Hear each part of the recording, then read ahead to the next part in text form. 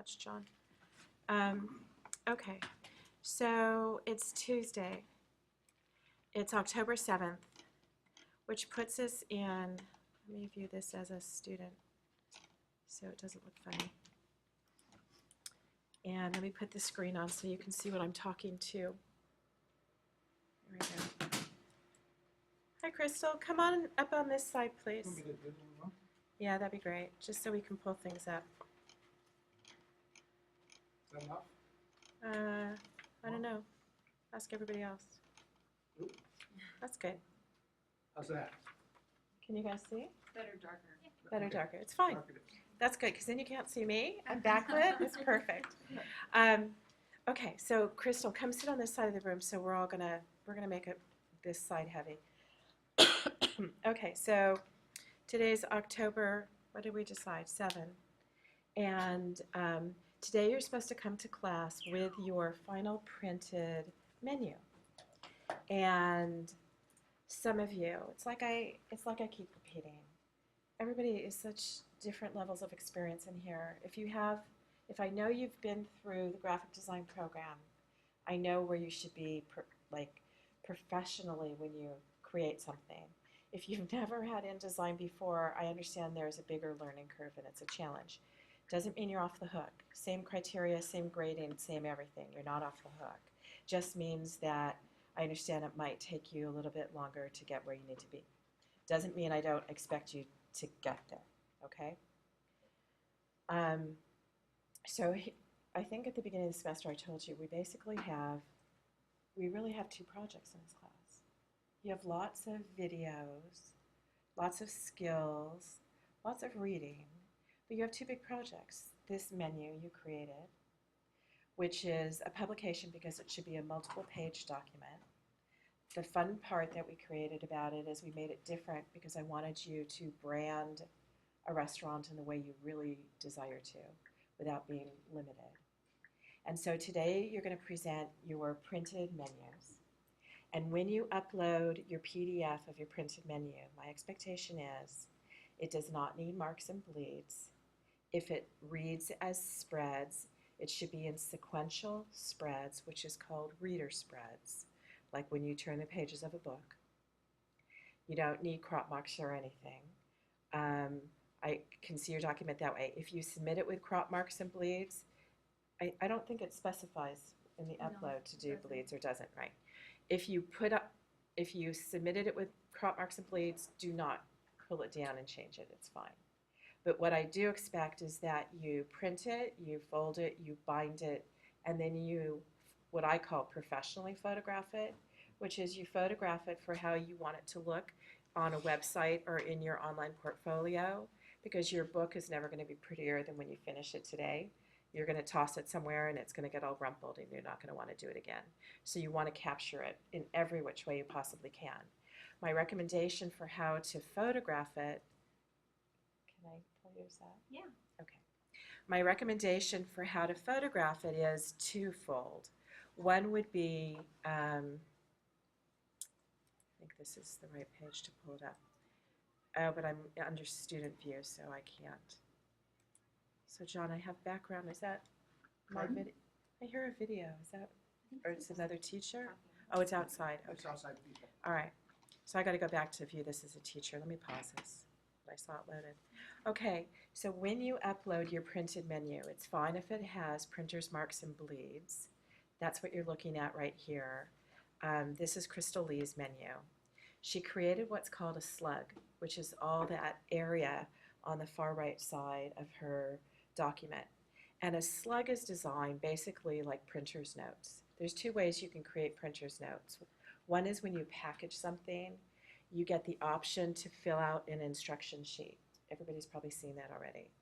You can fill that out, and that gets packaged as a text file in a folder with all your links and all your fonts and your native InDesign document. If you're submitting a PDF file to a print shop, they will always need bleeds. They will tell you how large the bleed is they want. What I do recommend you having is, which is not on here, which is one of the options is, I think it says it's page information is a checkbox. You check all printers, marks, and bleeds. I'll show you this in InDesign. And right here, you put page information. And if you have page information and you have an 8-page document, it'll say the name of the file, and then it'll say what page it is. So even though this PDF file tells us the page it is, you want the page number because if you're creating 4 printing plates, you want to be able to coordinate the right printing plates with the right pages. Understand that? All right. So I recommend adding that. What Crystal Lee did is she talked about the specialty inks, and she talked about the gold metallic ink, which is what she called the ghosted sheen. She would have this conversation with a printer. Gold foil. And if I look at this as a printer would, I would go, for example, to Tools. I clicked it. I'm waiting for it to show me Tools. Okay, there we go. This computer's been really funky today. And I'm going to go to, it's not showing me the ones I want, I think. Window, View, Tools. Let's try it this way. I want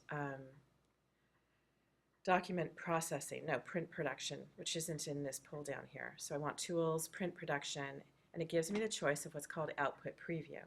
This is what a printer is going to look at.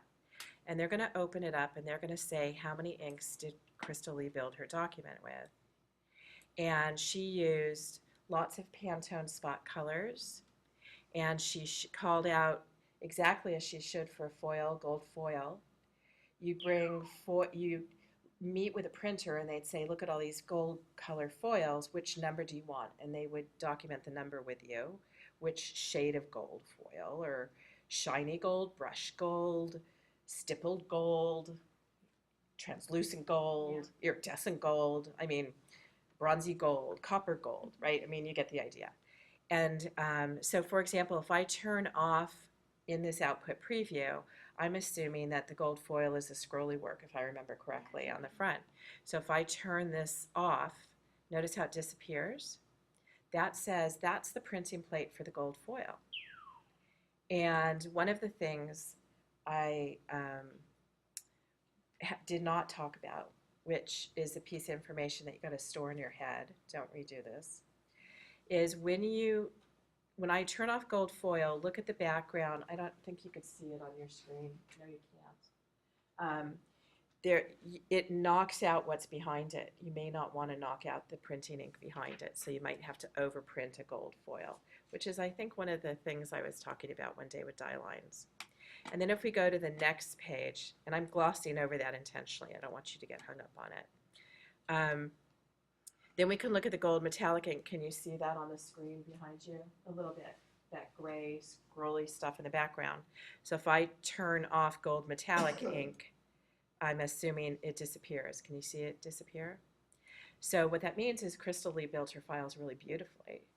The ink colors or the die line or the foil is what we want it to be doing.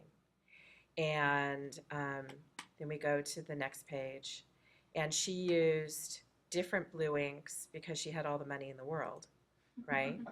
I don't remember what, those are for the teacups, I think. Okay, what you'd end up doing for this thing is you'd end up probably using one blue ink, and if you wanted a tint of it, you just tint it because you pick some really similar spot colors. But, you know, we're loaded. We don't have to really worry about it, right? So let's turn off the blue here. There you go. There's her spot color. One of the things I might suggest, and you probably can't see this very carefully, no, you can't see it at all on the screen. Again, this blue ink doesn't overprint the gold metallic. It ends up knocking it out. So your printer would work with you to set it up properly. Hi, come and sit on this side, Brittany. And so we're still looking at her files and her different pages, which is great. And the reason I had pulled this up more than anything for you was so you could see this. So when I said to you, your menu is never going to be as pretty as it is right now because you put so much energy into it, photograph it. Either go get yourself like a white sheet or some white paper, huge white paper, go in the shade, even if it's your cell phone, your iPhone, snap a photo of your menu and capture it every which way possible. Do it on Seamless, so you have it on a white background. And also what Crystal Lee did, which is what she's done professionally, is she styled it. I mean, she even lit it. She even lit No, it. but I had to hold my Yeah. floor lamp in the air and then take pictures. But of you my know what? iPhone. And it's fine. It's lovely, right? It creates that old world feeling of high tea. So right now, for example, she might have 2 photos on a website of her menu, right? That's it. She might start with this one and then go to this one, or she might skip over to this one where it shows all the pages of the menu. And it's, just photograph the heck out of it. We do that of our little selfies. We may as well photograph the heck out of our menus, right? And it's lovely. What you manage to do by holding your light in the right way is to show your metallic, which is beautiful. And if you don't like, because you painted this by hand, I know you did. If you don't like it, you can always go into Photoshop and use like surface blur, or you could do like the little blemish touch up in Photoshop like you would on somebody's face to smooth out your foil so it's got that even look if you decide to. Those are things you could do if you wish to tweak it a little bit for a website, right? But you've created a prototype of this, and it's beautiful. And you want the illusion that this truly was printed, that you truly had a client with this monster budget in that beautiful chateau, and they commissioned you to do this. That's what you want. Because what you're creating here, I teach the portfolio class too, and what you're creating in this class and the expectations is you're putting a lot of work in. And when it comes to the time for you to build your resume, if you've never done work in graphic design, you're going to struggle because you won't be able to list a client. But that's not true. You can list this as a client and have a footnote that says it was a student project. But somebody's going to look at the work you did, and they're going to see the level of professionalism, and they'll know you can do that level of professional work, right? Particularly if you've documented the process. So this is what I want to show you. You photograph your menu. If you've uploaded your menu, that's okay. Pull it back down or submit a new one and add additional images with your submission, because I'm going to grade from both. And you're going to thank me for this. You're going to think it's a hassle today, but you're going to thank me because next semester or in a week, you're going to have an interview and they're going to say, show me your stuff. And all you're going to do is look like a student. But then if you have this, you won't. You could just even bring this PDF file in, load it to your iPad or your phone, or email it to them and say, let me show you. And on their computer, you can scroll through it.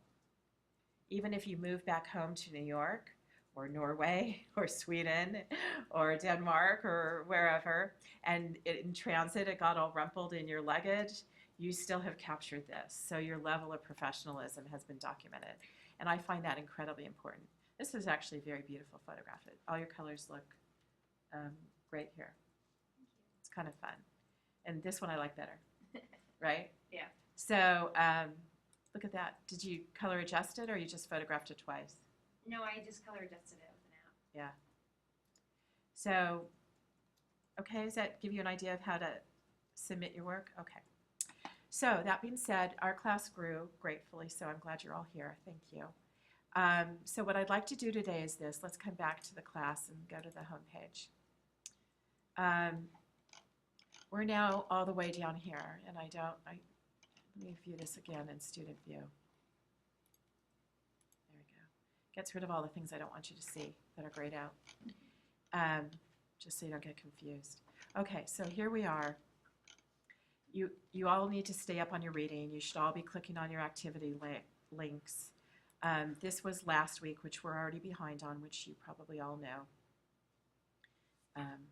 which is slowly loading. And today what I'm going to be introducing to you, hopefully we will have time, is information about Field Guide. Hopefully we have time. I might do that next week, because what I do want to do is I want to review the menus that are completed today, talk about them, talk about anything that needs refining. I want to introduce interactivity. Most all of you have watched the video about interactivity and buttons and written a summary about it. Not a lot of you have practiced it.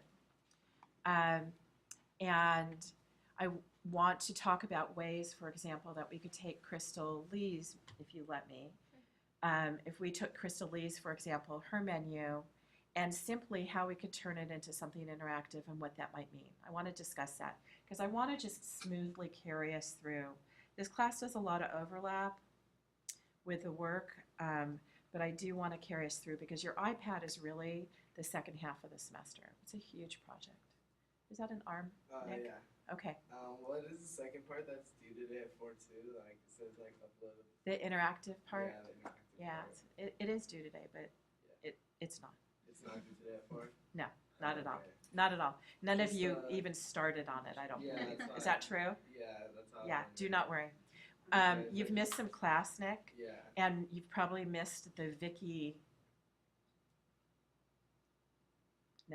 Yeah. No, I'm just making sure the interactivity wasn't due today because you're just talking about it right now. So. I am just talking about it right now. So just We're- upload Your printed book with it photographed. okay. Okay?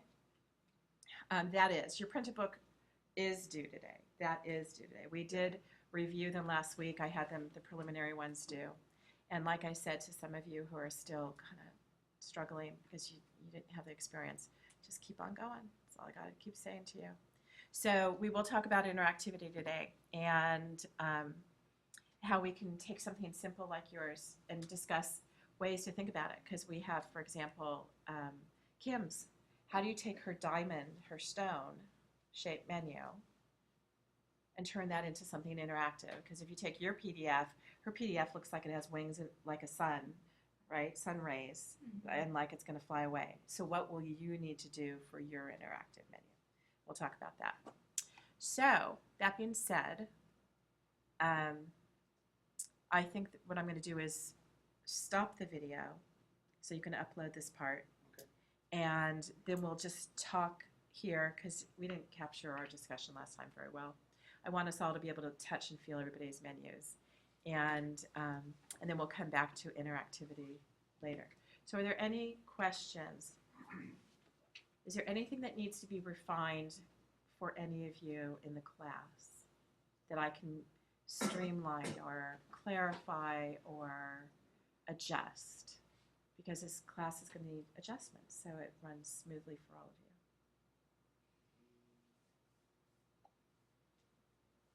Not bad? It's okay? It's because of the Vicky-ness part that says, yes, it says it's due today, but no. Is that right?